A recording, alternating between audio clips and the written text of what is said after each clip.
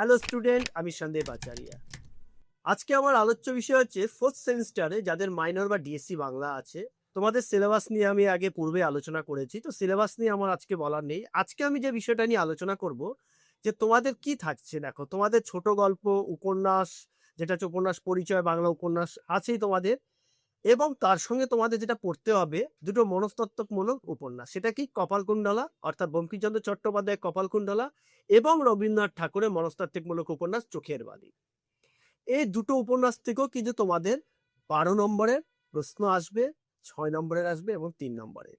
তো উপন্যাসের জন্য, চোখের বালি উপন্যাসের জন্য তোমরা এখন থেকে কি কি তৈরি করবে, অর্থাৎ সাজেশন হিসেবে যদি তোমরা এখন থেকে পড়তে শুরু করো বা নিজেকে ভালোভাবে তৈরি করে রাখো, তো তোমাদের পরীক্ষা কিন্তু তোমাদের খুব ভালো হবে। তো সেই কথা মাথায় রেখেই আমি এখন থেকেই চোখের বালি উপন্যাস থেকে তোমাদের কিছু প্রশ্ন সাজেস্ট করছি, যেটা সাজেশন হিসাবে, 100% সাজেশন হিসাবে, এটাই পড়ে যাক, এটাই কিন্তু তোমাদের পরীক্ষায় আসবে।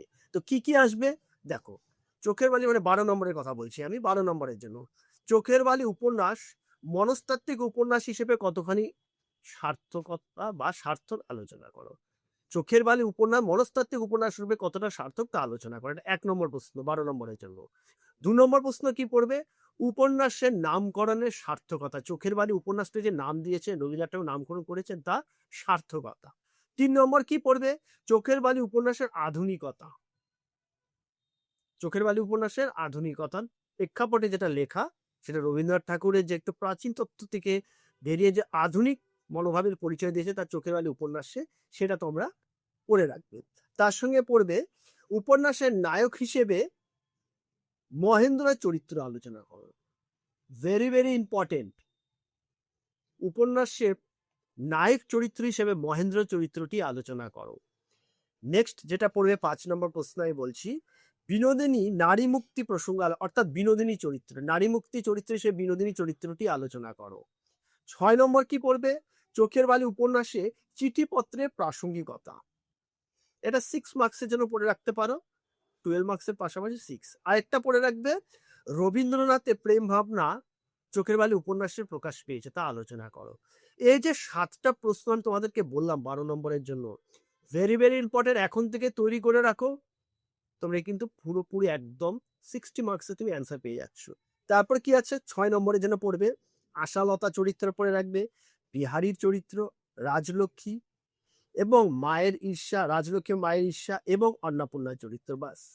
আর আগে যেটা আমি 12 নম্বর বললাম, ওখান থেকে তুমি 6 মার্কসের কিন্তু উত্তর পেয়ে যাচ্ছ এবং 12 মার্কসের উত্তর পেয়ে যাচ্ছ। 3 মার্কস সেটাও কিন্তু চোখের বালি উপন্যাসে যে প্রশ্নগুলো আমি বললাম সেগুলো তৈরি করো, সেখান থেকে কিন্তু পুরোপুরি তুমি পেয়ে যাচ্ছ, সেটা নিঃসন্দেহে একদম নিশ্চিন্ত আমি বলতে পারি।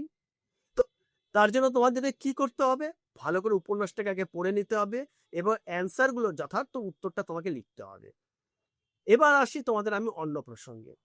অন্য প্রসঙ্গ হচ্ছে, তোমাদের যদি কারো নোটসের প্রয়োজন হয় চোখের বালি বা কপালকুণ্ডলা বঙ্কিমচন্দ্র চট্টোপাধ্যায়, তাহলে তোমরা কিন্তু আমার সঙ্গে যোগাযোগ করতে পারো। আমি তোমাদেরকে পিডিএফ আকারে হোক বা তোমরা যেরকম তোমাদের সুবিধা হয় বা জেরক্স আকারে তোমরা পেতে চাও, আমার সঙ্গে যোগাযোগ করো। আমার এই চ্যানেলেই তোমরা পেয়ে যাবে, আমার নাম্বার ঠিকানা সব পেয়ে যাচ্ছ। আমার সাথে পার্সোনালি ভাবে যোগাযোগ করো। অনেক ছাত্রছাত্রী আমার সাথে যোগাযোগ করেছে এবং তারা আমাদেরকে তাদের অসুবিধার কথা জানিয়েছে এবং তাদেরকে আমি অলরেডি নোটস প্রোভাইডও করেছি। তো সেই কথাই মাথায় রেখে আবারও তোমাদেরকে বলছি, তোমরা চ্যানেলটাকে খুব বেশি করে শেয়ার করো এবং সাবস্ক্রাইব করো, যাতে বেশি বেশি তোমরা চ্যানেলটা সবার কাছে পৌঁছায়, সবাই যাতে উপকৃত হয়, যাতে এরকম বলতে না হয় যে স্যার আগে আপনার চ্যানেলটা যদি আগে পেতাম পরীক্ষাটা আরো ভালো হতো। তো আজকে এখানেই রাখছি, পরবর্তী ভিডিওর জন্য অপেক্ষা করো।